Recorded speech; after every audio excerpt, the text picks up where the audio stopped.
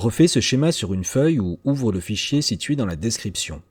Modélise la force exercée par la laisse sur le collier du chien. Tu peux regarder la vidéo suggérée pour revoir la méthode. Mets en pause, puis relance pour la correction. On ne s'intéresse ici qu'à la force exercée par la laisse sur le collier du chien.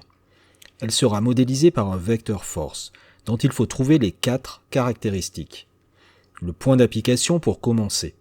Cette action est une action de contact, quasiment ponctuelle. Le point d'application sera le point de contact entre la laisse et le collier. On trace une croix pour le mettre en évidence. La direction ensuite. La force s'exerce dans la direction de la laisse. Le sens, la laisse empêche le chien d'avancer. Elle s'exerce donc dans le sens opposé au déplacement du chien, ici vers la gauche. L'intensité, elle est ici indiquée avec le schéma et vaut 15 newtons. On peut maintenant choisir une échelle, par exemple 1 cm pour 3 newtons, ce qui fera une flèche de 5 cm.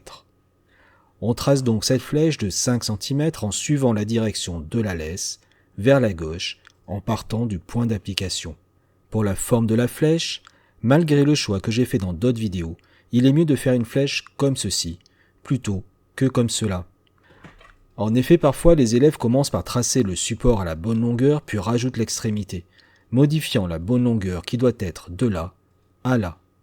Pour ce type de flèche par contre, aucun souci, l'extrémité ne rajoute pas de longueur.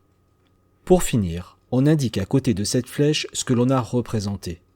Ici l'acteur est la laisse, le receveur le collier.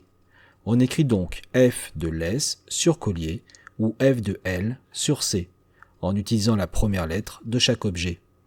On met toujours une petite flèche au-dessus du F pour indiquer que c'est un vecteur qui est tracé.